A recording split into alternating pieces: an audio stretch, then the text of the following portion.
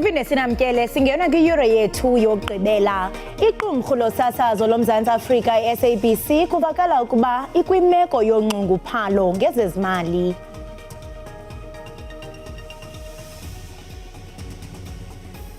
I-Truckers Association of South Africa isola ukuthi kunomkhankaso wokuthikameza ukusebenza komnotho malungana neziwombe zokuthungelwa ngomlilo kwamaloli kuleli.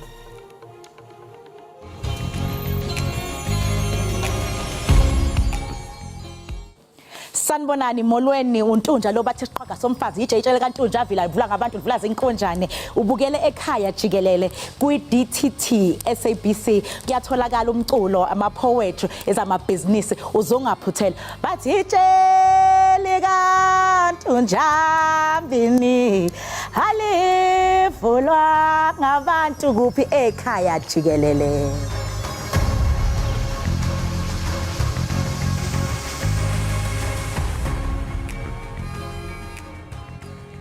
UMzantsi Afrika uzimisele ukuqinisekisa ukuba uluntu lwasezilalini luyazuza kwimbumbo yamazwe i-BRICS okuke kuvakaliswe ngusekela mphathiswa wezobudlelwano nobambiswano lwamazwe jikelele uKenneth Mashego Dlamini. Ukuqhakaza kwendawo yesithili saseVembe kuqaqambe ngokugqibeleleyo le ndawo ivame ukubizwa njengengqaka yokutya yelizwe nanjengoko ityebile ukuvelisa izityalo. Inxalenye yamabhongo ngale ndawo bubumbethembethe bayo obuthi butsale abakhenkethi. Isebe lezobudlelwane nobambiswano lwamazwe jikelele lithi bamaxhapheshu nezicwangciso zokuqinisekisa ukuba uqoqosho lwasezilalini luyaxhamla kwimbumba yamazwe i-BRICS. I brought a number of ambassadors here to come and see for themselves where their business people can have interest, also partner with the people of Vembe. Eli phulo lamkelwe ngezandla ezishushu ngamashishini asekuhlaleni. We were having a challenge of materials with the issue of price because we were buying locally, but then I believe from now we will be able to source the materials from China. We are partnered with a Russian company on our streaming platform, so this is already giving us fruitful things. Amanye amagosa athi abatyali mali abathile kumazwe wabo sele bobonakalise inhliziyo ezimhlophe ekutyaleni imali kule ngingqi. Kunjalo baqonondise isigqibo seBRICS sokuzijula ijacu ekwenzeni liqilima ezoqoqosho ngophuhliso jikelele. Within BRICS, we promote peace, development, and progress for the people. Lembonakaliso yale ndawo izawuse kushiyeke iveki ezimbalwa ukuya kwingqungquthela equlunqiweyo yeBRICS ngo-August neza kubanjelwa eGauteng. Likhithekile ezintabeni zaseSeries eEastern Cape ngenxa yamakhaza ahambisana nomsinga obandayo. Kulindeleke ukuthi lesi simo sezulu sibonakaleke nakwezinye ingxenye zezwe. Hayi thina lapha eGauteng siyayizwa njengamanje. Umyezo wezilwanyana zasendle iMatrosberg Nature Reserve utsala uninzi nanjengoko abantu begaleleka ngobuninzi kuwo ngobubusika nangona kukho ingqele eqhaqhazelisa amazinyo ngethemba lokuzibonela ikhephu. We had great snow yesterday and last night. We even had snow down to reception and at the restaurant. And we had a few people there that could actually see the snow falling, which is always more spectacular than just seeing the snow on the ground. Unfortunately, this morning we had some rain that washed some of the snow away, but in the mountain there's still a lot of snow. Inkonzo yoMzantsi Afrika yemozulu iqikelela ukuba usuku lwangomso luza kuba lolona lubandayo ngenxa yokubakho komsinga womoya obandayo. Kukwalindeleke ukuba kuwikhephu nemvula emandla kule ngingqi ukanti abantu abangenazindawo zokufihla intloko ngabona baza kuchatshazelwa yile ngqele iqhaqhazelisa amazinyo. Ukuhlala esitratweni kunzima kule simo esikuso kona manje ngoba kuyabanda kuyagodola. Lo makungatholakala nje omunye umuntu ozozwela kuhlungu esasilethele ingubo nempahla ezifudumele. It's difficult coping. Sleep not good at all because there's always noise, there's always elements that come wake you up. And then once you're awake, you can't go back to sleep. If anyone is to help me, I would not expect any big favor apart from maybe a donation of a tent, a small tent, just so that I could shelter myself from the rain. Kukhutshwe isilumkiso somoya obhudla ngamandla iAlexander Bay nasePlattenberg Bay. Iziko elijongene nentlekele lithi libeke phantsi kweliso elibukhali lemeko. Amakhaza ashubisa umkantsha namhlanje azoshaya kuzwele ikakhulukazi kulabo abangenawo amakhaya. Esifundazweni Eastern Cape engxenyeni ezahlukene likhithikile ngenxa yamazinga aphansi okushisa. Ukutholakala kabanzi ngalesimo samakhaza sixhumana nesangoma sezulu umkhushulwa wakwaMsimanga. Mfaka Simanga sikubingelele sikwamukele ekhaya Jikelele. Siyabingelela kuzo zonke indawo. Masibonge nomolo sithi siyathokoza. Kafushane nje wemkhushula cela usibeke esithombeni ukuthi ingabe lo msingo bandayo uqubuke kuphi futhi uzothatha izinsuku ezingaka ukuthi wedlule. Masibonga noxolo kuliqiniso ukuthi ke insingo ebandayo ehlasela ezweni lakithi isuka iqhamuka engxenyeni esentshonalanga nezwe siye sakubona ke osukunikela ngolosihlanu lapho umsingo obandayo ugalelekile lapha eWestern Cape nemvula wafaka namakhaza kuthe ngosuku ke la ngomgqibelo sawubona lo msingo obandayo ungena ikakhulukazi lapha eNorthern Cape nase-Eastern Cape ule usinikeza amakhaza nemvula nokuthithika nomoya othandeke ukuba namandla kulezo ndawo. Sesabona ke osukwini la izolo ngesonto lomsingo obandayo usuqala ungenela esifundazweni saKwaZulu Natal, eFreystata kanjalo naseGauteng.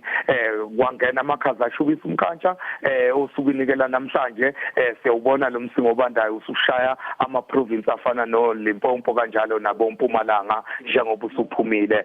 Siwulindele ukuthi ke emva komsingo obandayo kuyiqiniso ngeke seliphikise ukuthi ke sizobhekana namakhaza ashubisa umkantsha usuku lonke, kodwa ke namhlanje liyaqhubeka liyakhithika ikakhulukazi engxenyeni ke ephakeme zase-Eastern Cape ukuyongena kwaZulu Natal entshonalanga kwaZulu Natal. Siyawabona amazinga okushisa athintekile okanye i-freezing level ithintekile futhi ke engxenyeni ke entabeni ezilapha eMpumalanga nakhona singahle sikubona nje ukukhithika kulezo ndawo. Zikhona ke icoso ke sinazo eTisho South African Weather Service ukuthi ke silindele umoya namandla kakhulukazi ke engxenyeni ezingasogwini Eastern Cape uyongena ke kwaZulu Natal phinde futhi lapha enyakatho yaZulu Natal komhlaba iyalingana. Silindele imvula ezingathanda ukuba namandla ezinekhukhula ikakhulukazi ke ngokutsheka kwenhlamvu yelanga. Lezi imvula ke mawungena la ke engxenyeni ezihlanzeni zaseMpumalanga sizolindela ukuthi lezi imvula kulezo ndawo hambisane nokuduma okunomngozi ukukhithika khona imigwaqo okanye imigwaqo ithintekile kubashayeli kuthanda kubanzima engxenyeni eziningi ikakhulukazi ke Eastern Cape sithi ke kodwa baqaphele lapha kwaZulu Natal ku-N3 ukudla njalo uyongena emajuva. Wemkhushi uma ngabe nenza ucwaningo ingabe lukhona yini ke usuku olisazobanda ukwedlula namhlanje sengisho nje kulonyaka?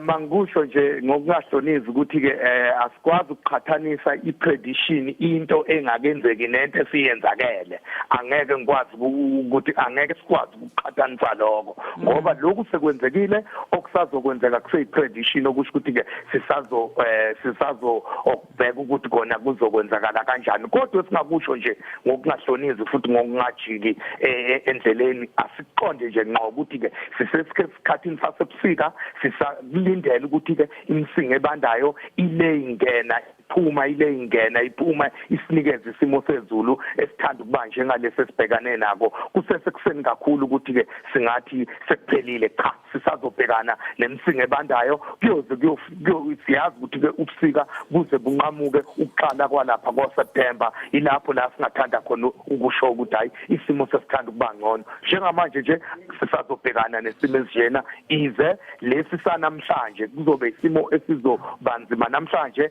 kube isimo esoqhubeka kusasa samakhaza ashubisa umkantsha engxenyeni ke eziningi ezweni lakithi kuyothi ngolosithathu uqala ukuba ngcono osukwini kodwa ekseni kuzobe kusabanda. Ingabe ungakanani kumthelela ukuguquguquka kwesimo sezulu kulomsinga wamakhaza esibhekene nawo noma ngabe nje cha umsinga wamakhaza nje ojwayelekile ehlezi usubona njalo mangabe kusebusika noma mhlawumbe sekukhomba zona izinkomba zokuthi kukhona ukuguquguquka kwesimo sezulu okwenzayo lapha esimweni sezulu? Cha okwamanje ngakusho nje ngithi ke azikakabikho inkomba zokuthi ke konke okwenzakele kwenziwe climate change noma ke ukuguquka kwesimo mvama sezulu. Azikakabikho inkomba kodwa kumele sikwazi ukuthi ke sisesebusika sizobhekana nezimo ezinjena njengoba sibhekane naso lesimo lesi akukho okusasithusile ukuthi ke kunokuthile okungajwayelekile. Ayike Mkhushulwa sibongeke kakhulu ke ngesikhathi sakho Thabizolo namhlanje lapha ekhaya Jikelele sikufisele nje nosuku oluhle. Siyabonga kakhulu siyathokoza. Labo ke mbukeli bekuwumkhushulwa kwaMsimango uyisangoma ke sezulu kwa South African Weather Services besixoxisana naye phela mayelana nodaba lokuthi kuyabanda sizwa amakhaza ashubisa umkantsha athe chithisa kakulo lonke lakuleli uyachaza ke naye ukuthi cha umsingo bandayo lapha ya esifundazweni ke sase Eastern Cape yiwo losusabalele oswenza ukuthi nje kubande endaweni eziningi zaseMzansi Afrika uyasho ukuthi cha kusazobanda namhlanje kusazobanda nakusasa singaze siqale sibone ukuba ngconywana ngolwesithathu ekseni lapho sengaqala khona sithi ukushintsha kodwa nje hayi ukuthi mhlawumbe umthelela wesimo soguquguquka kwesimo sezulu yisimo vele esilindelekile mangabe ke kusuke kuyisikhathi lapho sibona khona ukuthi sekuyisikhathi sasebusika okwamanje ngempula siqunga sayidolo sobuye emva komzuzwana.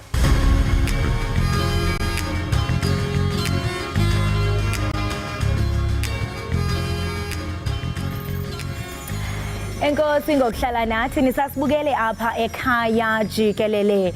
Ubakwateleni Jiyane waqala ezemigwalo African Design ngonyaka ka-2015 emva kokudendwa emsebenzini. Italente lakhe ke lobugcisa laqala esemncinane. Uhambo lwakhe njengegcisa lumvulele amasango amaninzi aquka ukuba ngumdlali weqonga kwenye yeenkqubo zikamabonakude iMubango. Sinaye ke kwindlu yethu yosasazo kumbejembeje netafile uzayibona mbukeli uba idekiwe.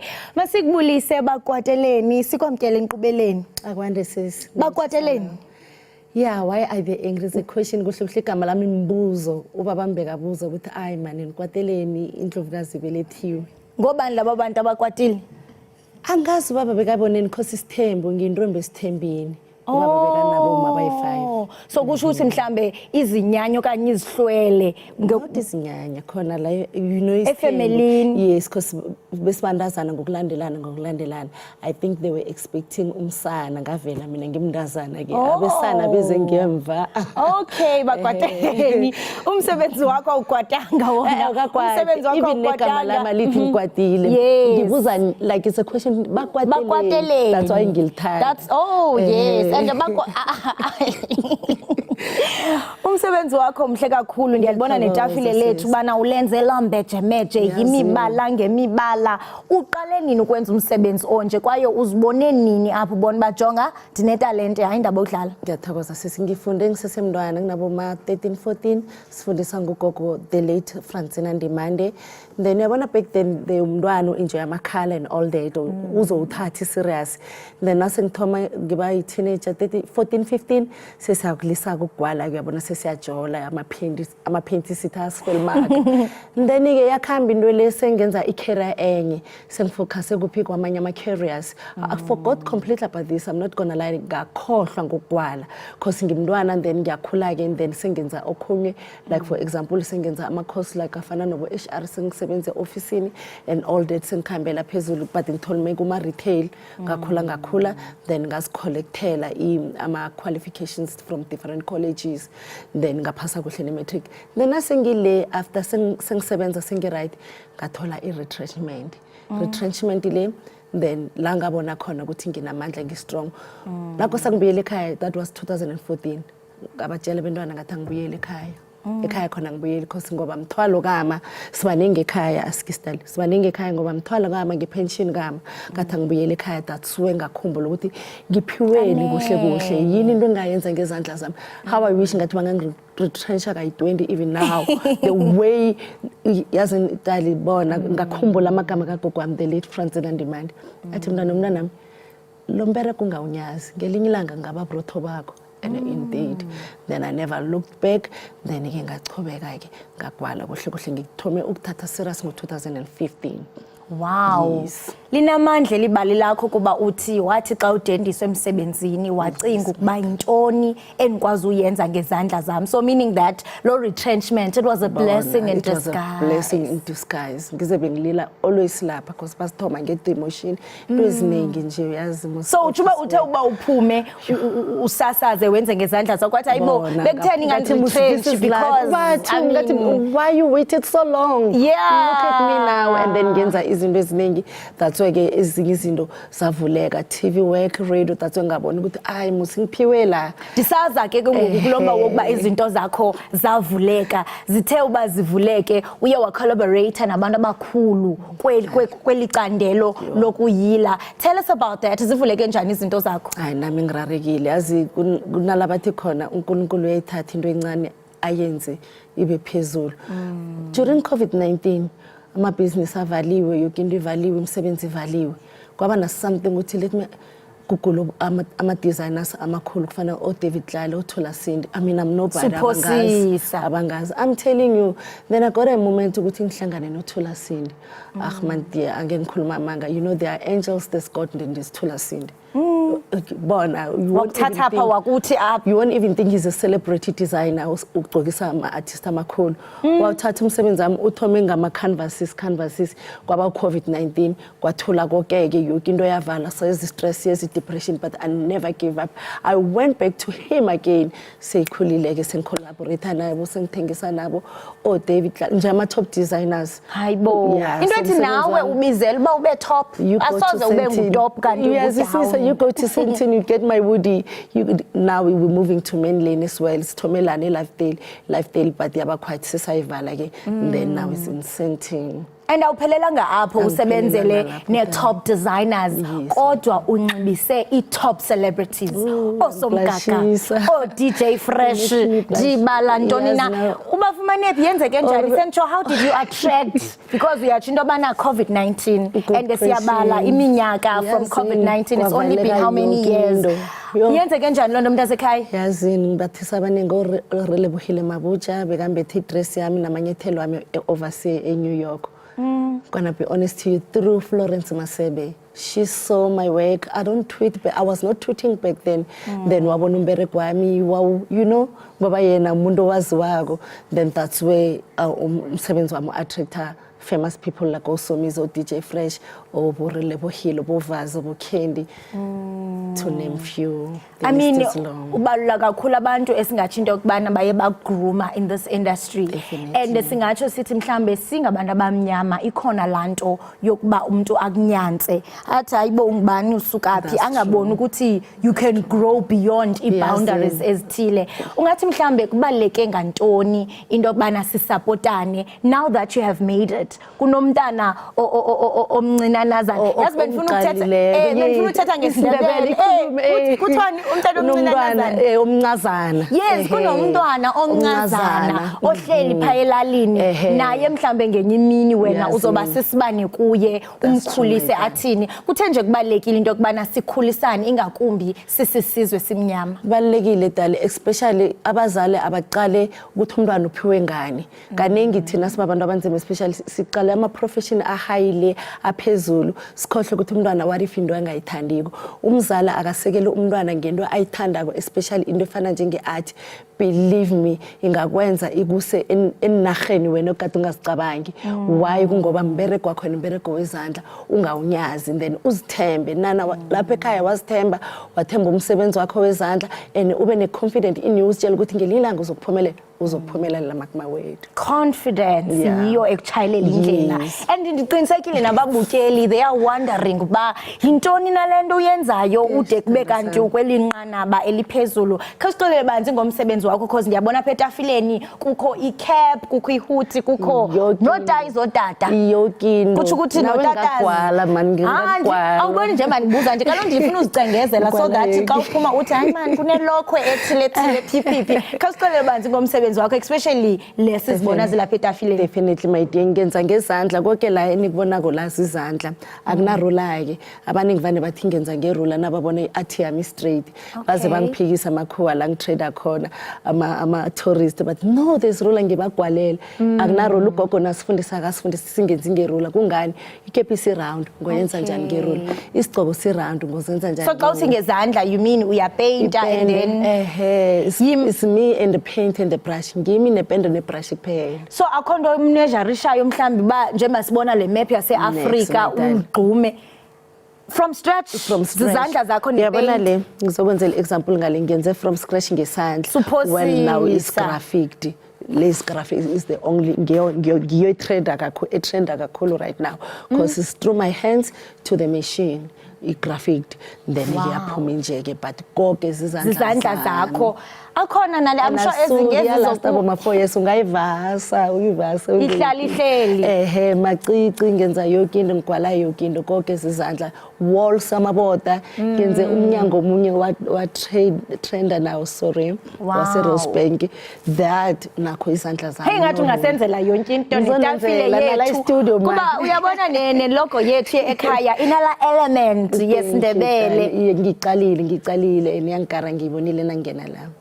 Wow. And another thing and Paula is that there is that cultural element, you know, usebenzise isintu sakho wasiqaqambisa.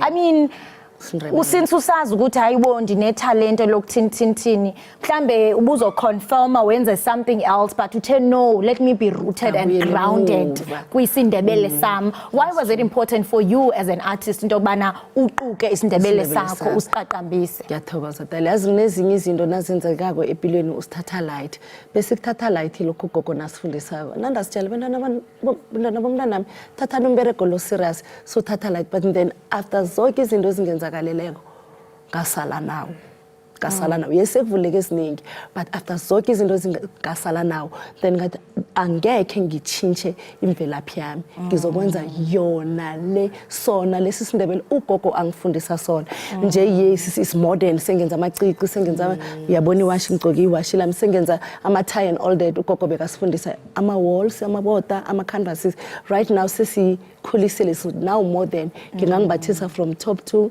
timbathise ntombi jonga and that's why ngikuthanda umbereko wami. Wow. And then ndiyayithanda la nto etshoyo into yokubana in as much as sikwixesha langoku but uyayimodernize iculture yakho yesindebele iqaqambe. Asikwazi kaloku into basibalekela into yokubana in every industry kuba khona i-challenges. There are pros and cons zokunantsika mhlambe sentsho nakuthi mhlambe thina sicelayo ukuthi nisiyilele uthi umuntu xa ifika athi hayi ude kuthiwa okanye omnye athi denzele mahala so ungathi mhlambe wena zeziphi challenges othe wahlangabezana nazo and ngeyiphi indlela oyifumeneyo okanye a way out of these challenges? Yazi nobereka ngabantu nosebenza ngabantu fanele ube nomusa lo ushuthi ukuthi wazi ukuthi i-situation enye nenye uyisolve njani. Siyabathola umuntu ngimenzele angabi happy afune i-discount ngimuphe mara omunye umbone ukuthi kuhle into le ye-discount is not i-discount omunye uyak-discourage ukuthi no your work is not worth this money. You understand ukuthi hayi la awawenzani la then ke wena ke ngokwakho ke fanele you must know your worth ngesikhuwa basho njalo wazi ukuthi lo msebenzi onyazako lo msebenzi ongangithatha ungibeke eDubai wena unyaza njalo so mina ke ngingomunye umuntu you take it or leave it iprice yami ihlala njalo ngoba kungani uyangena esitolo engakhe ngisimenshine ukhiphe bo 1000 kodwa le yakho but with my work hard work athi angilali ebusuku hleze ngigobile sezingigobene nangemva la hleze ngigobile ngenza so then uzonyaza umsebenzi wami kusho ukuthi awungithathi serious then ungawuthengi umsebenzi wami. And speaking about knowing your worth ndiyayazi worth yami and I'm worth this cap because it's my favorite color. Right so sijonge ndo ndifuna noyifaka ndibona ayisandifanele So I mean i-future projects sijonge ntoni kuwe nabantu mhlambe abathi jonga ndiyazithanda izinto ozenzayo ndifuna into yobana ndinxibelelana nawe bakufumana phi? Ngiyathokoza. Sijonge ntoni kuwe because ingathi big things are coming. Ngiyathokoza sithando sami. Beside the acting obo radio and all that sisaya kiyo, ngitrader eBramfontein eNabawuthi Market, ngitrader bayibiza ukuthi Rosebank every Sunday sinothi ngokama Sunday ngoba ngama Sunday amanye ngiyasebenza. Then ke social media nguzemigwalo Ndebele Designs semigwalo, then ku Instagram bakwateleni Magretiane, then ke na ku Twitter, then ngibe ku Facebook bakwateleni Magretiane ozemigwalo. Yazi ngokuthi bakwateleni ngicimba ubuza pha ku Instagram ba bakwateleni ku Instagram because I mean it's hip and happening. Jonga siyazinqa ngawe Ekhaya Jikelele kwaye sikunqwenelela okuhle kodwa ndiyawuthanda umoya wakho nangendlela ozimisele ngayo into kubana uqaqambise isakhono sakho ingakumbi usebenzisa into lapha emzimbeni futhi akekho umuntu ongayithatha kuba uzalwe nayo. Siyazinqa ngawe kwaye we wish you all the best emsebenzini wakho. Enkosi ngokuba ndwendwele ubonise ngomsebenzi wakho omhle. Ngiyathokoza kakhulu sis. Siyathokoza phansi ngathi siyalotsha kodwa ke lotshani masiye evenkileni mbukeli qiniseka into kubana awugunqe awugqushalazi kuba kuninzi eseniphathele kona apha enqubeni kwaye ke siyathanda into kubana sikukhuthaze nawo apha ekhaya uba ngaba mhlambe ungumyili wempahla usebenza izandla zakho hayi sinqonqozele nawe uzawuzibona ulapha ufana naye kaloku uba kwateleni. Masithi qhu evenkileni siyabuya ungayindawo.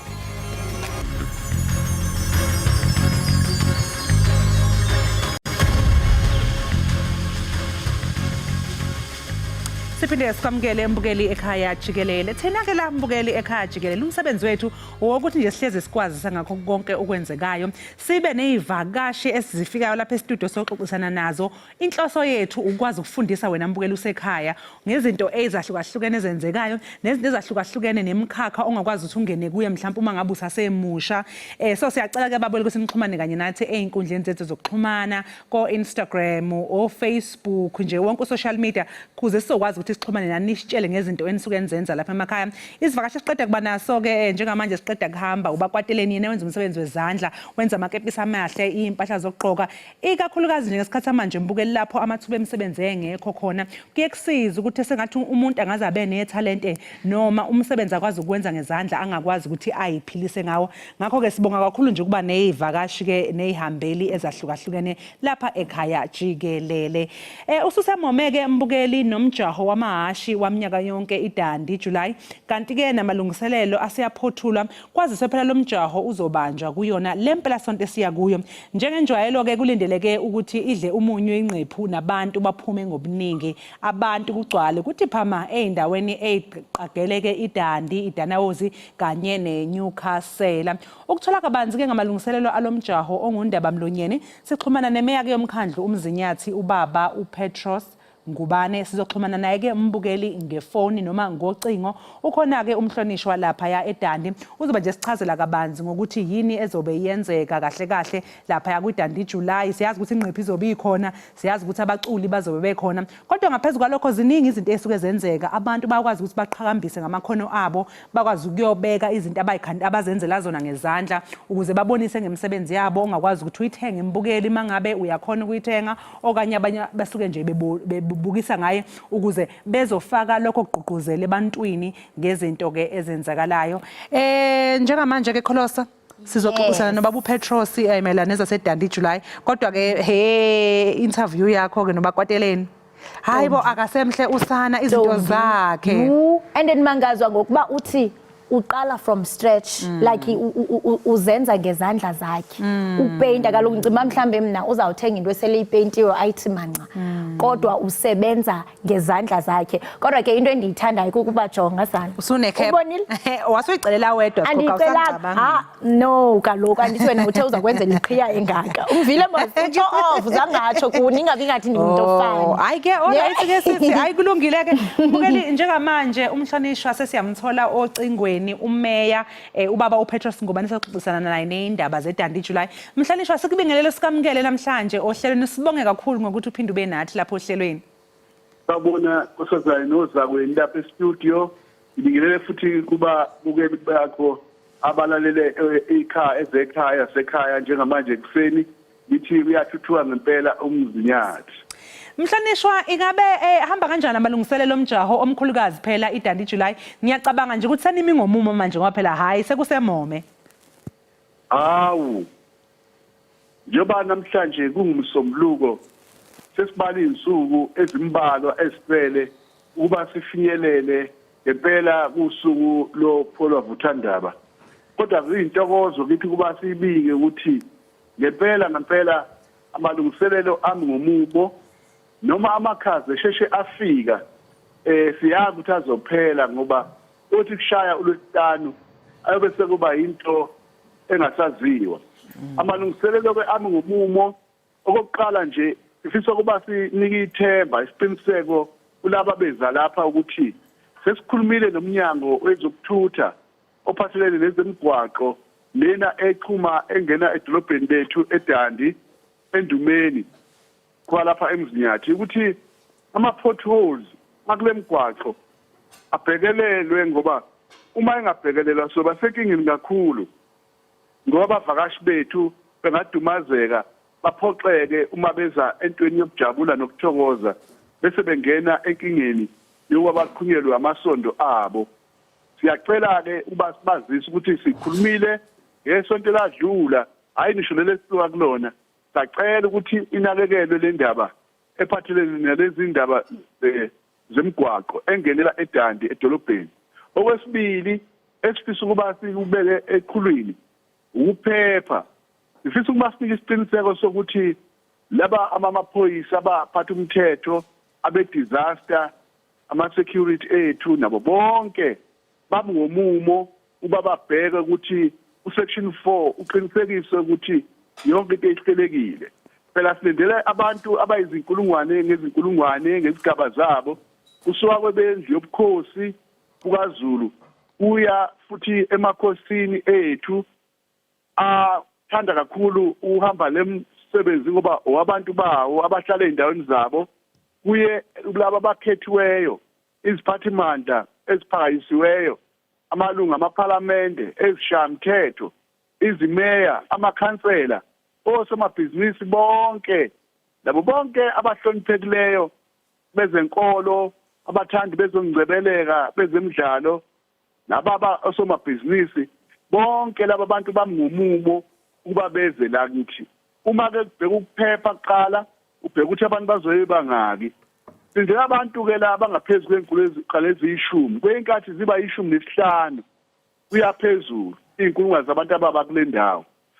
Siyazi ke ukuthi lo nyaka ikhwele kakhulu lento ngoba labo esibambisene nabo okumnyango wezemidlalo namaciko walapha esifundazweni sethu kanjalo nomasipala wakithi endumeni bese kuba abaxhasi main sponsor wethu amathole funeral umnomzana unala nabanye ke abaphethe mhlambe ezokuphuziswa kwamanzi amanzi ayiphuze ipholile hayi ishisayo umsakazi bese kuba ke nabo bonke abanye osomabhizinisi phela basuke belethe amatende abo bezokhangisa mhlawumbe amabhange nemsakazo njengane ama-TV asuke khona bonke nje abazobe bekhona first bheka ukuphepha kwabo kuqala bazophepha.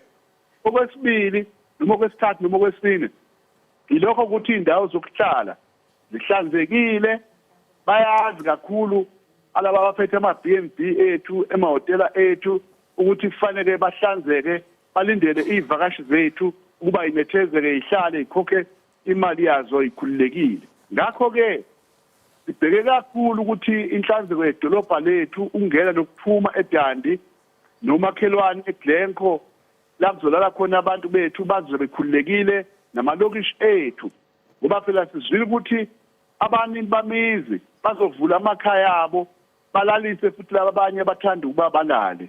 Okunye esikubhekile kuba sikulungiselele ngempela yilokho kokuthi ugesi wethu awulahleki namanzi ethu akulahleki ngalesikhathi saleli bhizi elingaka.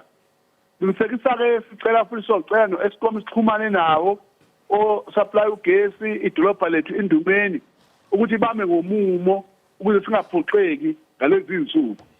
Sifisa futhi ukuba siqikelele sesikhulumile konke lokho ukuthi hayi abahwebi abazohlomula phela umjaho wabantu nje phaqa balapha endaweni basendumeni basemzinyathi baZulu Natal eNingizimu Afrika.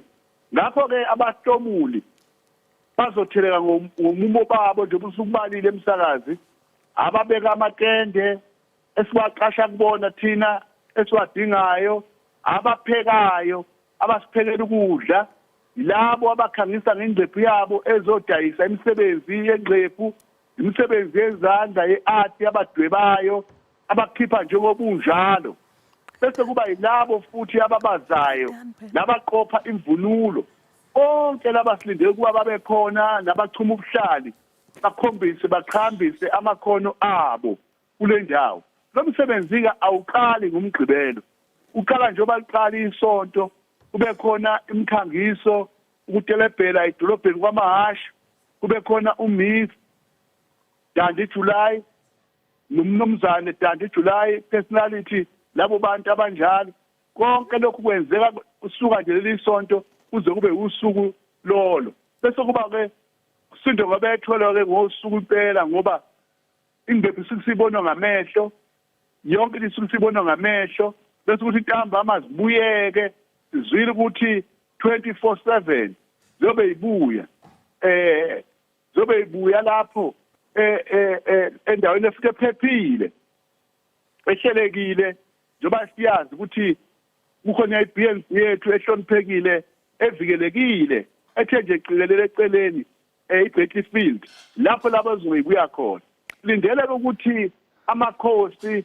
abasendlunkulu izikhulu zawonke amazinga nabasebenzi bakahulumeni nabo bonke abathandi bezinto ezinhle bazophela umningi babo. Ngaphezulu kwalokho umsakazi siyazi ukuthi amathuba emisebenzi mancane kulesi sikhathi umnotho awuhambi kahle.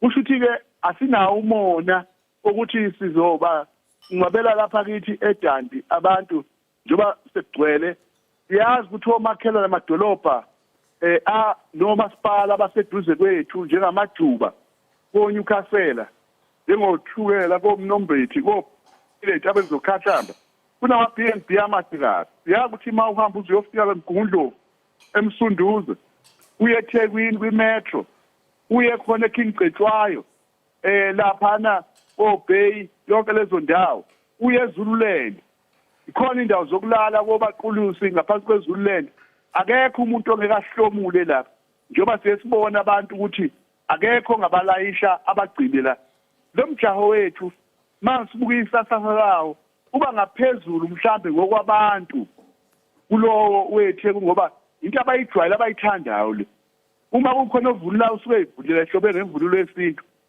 uma kukhona ogqoka ubuswenka abasetshela ngqoka khona konke kuba khona ubona konke ingakho nje lithi umsakazi nawe ngilindele ngozawe ngibalindele sengisho kaningi ukuthi lezi indawo ngesintu ngathi amajadu la kuyobukwa khona bechopha abantu begqoke kahle osekwasiphelela ke ngoba isikhathi ngisakaba ubuhlungu kade kukhona iCovid evala uphaka noma siba nayo imjaho njoba lapha sibe neprincipal ngosuthu ultramarathon esibizela abathandi bezinto sibe nomkhosi wasesandlwane obaminyaka yonke ngoJanuary nawo futhi esithokoza ngawo kodwa lana ke usuke waziwa kahle ukuthi uzobheka nje ke phela uzobuka mawubuka abantu behlobile begqoke kahle akukho kunye kufanele kwakhiwe imizi abantu bathole omakoti abantu bathole abakhwenyane ngoba phela kufanele nje ngibikho umuntu ohlomulayo kusakazi. Yebo baba Ngubane ngixolise nje ngokungena emlonyeni sengibona isikhathi sethu siyadleka lapha mhlawumbe nje mangabuza umbuzo wokugcina ngiyakhumbula ukuthi ngokugcina masixoxa ulapha e-studio sethu wawungabe ujabulile ngoba abafana bomkhalambazo babephumelele ngiyazi ukuthi nani ele esikhumuleni soyindiza niyobahlangabeza khona ngabe kawahamba kanjani?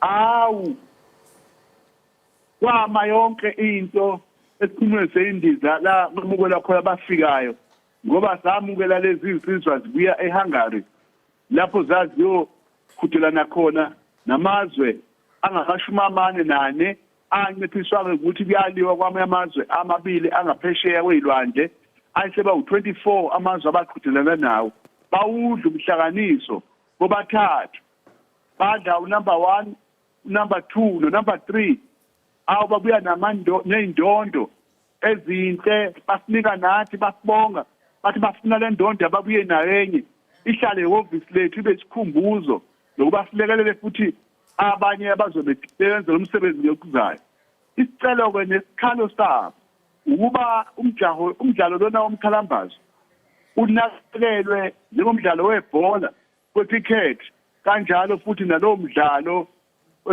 walabo be-boxing bathi-ke bacela ukuthi kakhulu laba abadlala futhi abadlala i-rugby njengoba benako beqhakambiswa benikwa uxhaso uhulumeni nabo baxhaswe laba bekarate bathi-ke impela asibakhalele siyakhala-ke sithi ngoba bonke abalalele njengoba sikhuluma abasukume komasipala abasukume kanjalo kohulumeni eminyangweni baxhase bakwethu ngoba lokho kuhle kuqeda i-crime izidakamizwa ngophuzo kubantwana bakithi. Sibonge kakhulu-ke baba uNgubane ngesikhathi sakho namhlanje. Sihlezi sithokoza nje ukuthi sixoxisane nawe. Sikufisele okuhle kodwa-ke kule mpelasonto sengathi-ke nentando July ingahamba kahle. Sithokoza kakhulu nani sinithanda kakhulu ngoba nihlala nisazisa sisithatha nisibeka inkosi nibusise. Sibonge kakhulu umhlonishwa. Njengamanje-ke mbukeli ake sishone lapha kuKholosa. Uyabona ngiyazi ukuthi uKholosa mengabe esengasekho lapha eduze kwami kukhona lokho phezulu kwakho and namhlanje usentweni emnandi ngoba ngibone kuyaphekwa lapha ngizwe sekunuka namaqanda sengize ngalamba. Ake sibone ukuthi Makholi usiphatheleni lapho. Uyayazi kaloku into yokubana ndingasuka apha ukonakele.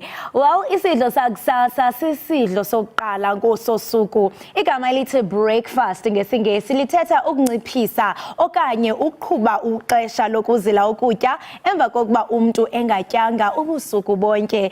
Namhlanje ke kumagumbi ethu osasazo sindwendwele nguchef Mbali kwaye ke uthe akazuza esonge izandla. Ikhona into emnandi athe wasiphathela yona. Masikubulise Mbali, chef Mbali enkqubeni. All right? Niyaphila njani? Siyaphila nathi. Hayi jonga mani itafile yethu idekile yantle futhi nevumba leyatsho ingathi ligwijo. Khawusixelele ngaphambi kokuba singene nzulu kulomba singawo namhlanje. Ngubani uchef Mbali before ube nguchef ubungubani? Okay, so before anything nguNozimbali ngwakampanza ngumathabekhulu waseNyukhasela ke mina. I was born and raised in Newcastle. Then, before anything, in fact, ngumama. Ngumama to a 9-year-old son. Wow. So, ngakhula nje ekhaya lakuphekwa nje khona. And then, uthando lwami lokupheka ke lwaqala nje ekhaya. And then I pursued my career in Vawalogo. Yeah. Wow, so laqala usesekhaya usemncinci wawumdala bekunini ngoko? Ngisamncane kakhulu because ubaba bewumuntu ohlezi esekhishini. So was my mom. Uma bewumuntu othanda ukubhaka kakhulu. Ubaba was more on the cooking side. So wathatha zombini waqonda bayizisana apha wafaka phansi kwekhapha. Yebo. So wayenza yaba i-profession since so unguchef Mbali. Uyithathe njani so sigqibo sokuba because buzazithandela nje upheka ubani uphekela abantwana bakho uphekelwa nobabasi nani uyenze njani into yokubana jonga mandiyenze lento to the next level? Oqala nganginawo nje lawo mahloni ukuthi okay sengiqedile ka high school sengiyofundela ukupheka. I mean bengasinto ejwayelekile ukuthi umuntu nje asuke ayofundela ukupheka kube profession yakhe. So okay endlini bangitshela ukuthi hayi bangikhulula ungahamba uyokufundela because uyakuthanda. So ngase my career started ngo 2015 ngafunda International Hotel School. Then that's when I started a career yami in chefing.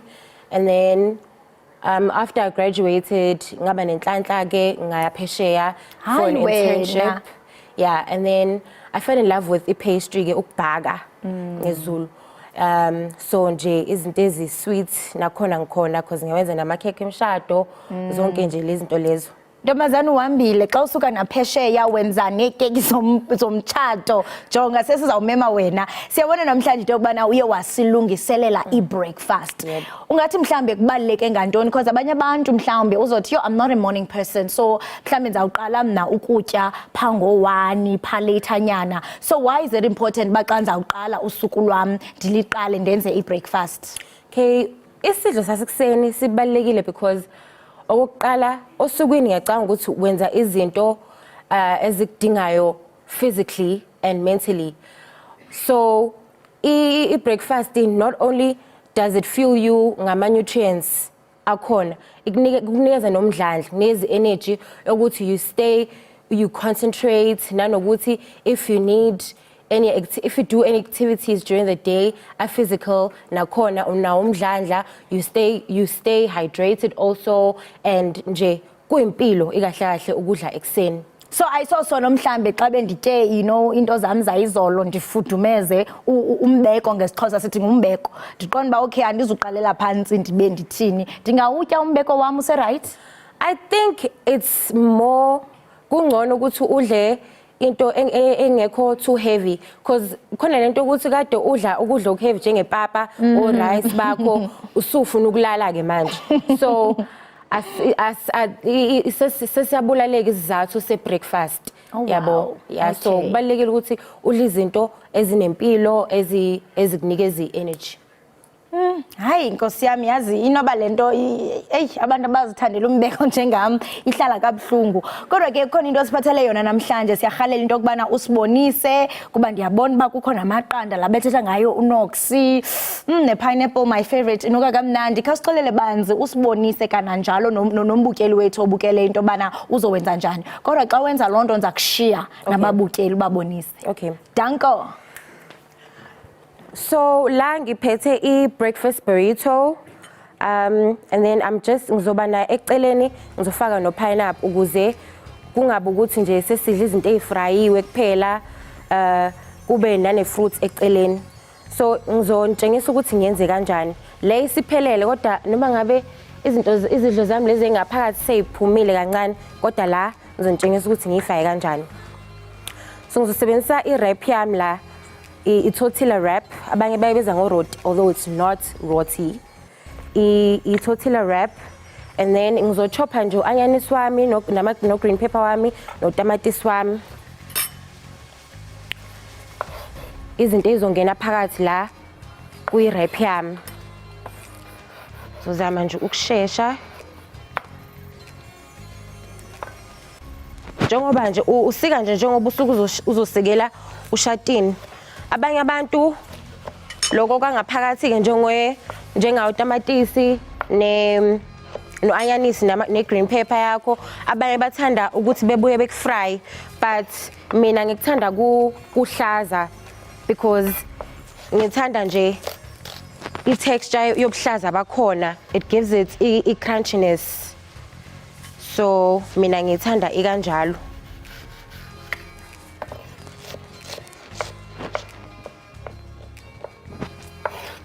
Okay.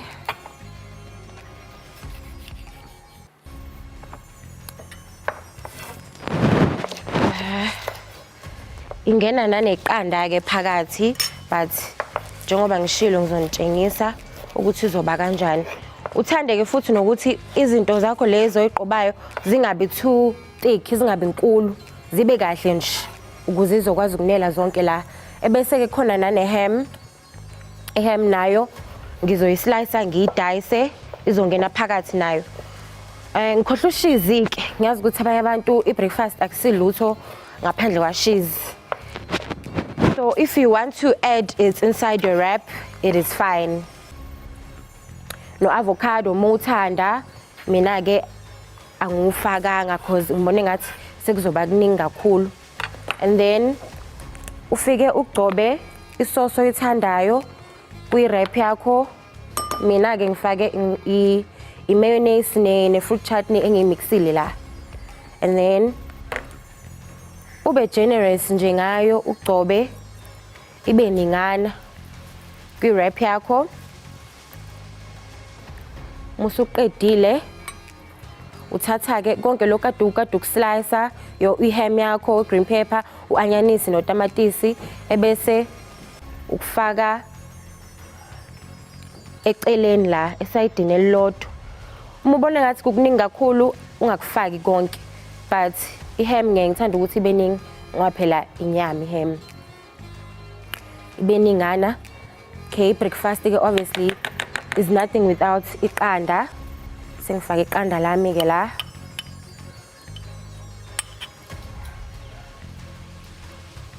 Iqanda lami lithi ukuba ningana nalo. Ebese ke ufaka usawoti wakho kancane nje for the taste. Uma uthanda ungaqhubeka futhi uphinde uyifake isosi yakho, but mina ngibona ngathi iyanele lengigcobe la. Ebese ke uyarepha. Wenze sure ukuthi lokho kungaphakathi kwizidlo zakho uyayiphushela phakathi ukuthi zingachitheki. Ube nesineke nje nerep yakho kanje isivalekile. Ebese ke mina ngithanda ukuthi la ekugcineni ngithi ukuyisika sengenzela ukuthi phela mase ngibeke eplatini lami kube kuhle. Sengisikile kanje bese lapha nendawo ungasiki kube straight, ngisika nje ukuthi ukutsheka kancane.